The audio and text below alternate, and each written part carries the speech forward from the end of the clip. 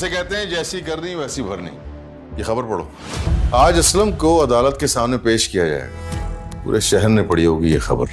Car चोरों का सरगना गिरफ्तार। ये जंग है पिया जी, वो हर जायज और नाजायज तरीके से बात करेंगे। और जिससे कोई रिश्ता नहीं, कोई ताल्लुक नहीं, वो मेरे लिए अपनी जान पे खेल रहा है। Oh, saved Daud. It looks very difficult. He's a big shot now. जिसको अपना समझा था वो मुश्किल वक्त में दामन छुड़ा के भाग गया।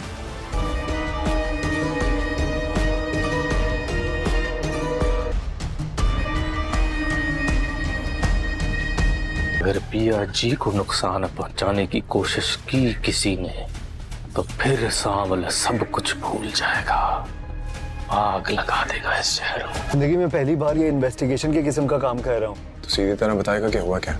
पिया और सावल की मुश्किलात में इजाफा होने वाला है, क्योंकि पुलिस वाले जैसे ही असलम साहब को अदालत लेकर जा रहे होते हैं, पिया तो वहां पहुंच चुकी होती है, लेकिन अभी तक सावल नहीं आया होता, क्योंकि सावल तो हॉस्पिटल में होता है और सबको यही लग रहा होता है कि सावल नहीं आएगा। लेकिन सावल वहां पर पहुंच जाता है और जैसे ही सब लोग सावल को देखते हैं तो वो बहुत ज़्यादा हैरान और परेशान हो जाते हैं। सावल इंस्पेक्टर से यही बात करता है, तुम्हें मुझे यहाँ देखने की उम्मीद नहीं थी, लेकिन अब तुम्हें ये बात मालूम होनी चाहिए, मैं वापस आ चुका हूँ और मैं अब चुप रहने वालों में से भी नहीं हूँ। और सेठ दाऊद ने इंस्पेक्टर के साथ मिलकर बहुत बड़ा जाल बुना होता है, जिसमें असलम साहब बहुत ज्यादा फंस चुके होते हैं। पिया जी और असलम साहब के वकील ने कोशिश की होती है कि उसे बेल मिल जाए, लेकिन अदालत ने उसे बेल नहीं दी होती, बल्कि जिस्मानी रिमांड पर पुलिस स्टेशन में दोबारा वापस भेज दिया होता है। और पिया और सावल जैसे ही ये बात सुनते हैं वो बहुत ज्यादा हैरान और परेशान हो जाते हैं। पिया बहुत ज्यादा रो भी रही होती है और वो वापस आकर अपनी माँ को जब ये बात बताएगी तो उसकी माँ जकिया उस पर ही गुस्सा करेगी और उसे यही बात करेगी, तुम्हारी जिद की वजह से आज हमें ये दिन देखने पड़ रहे हैं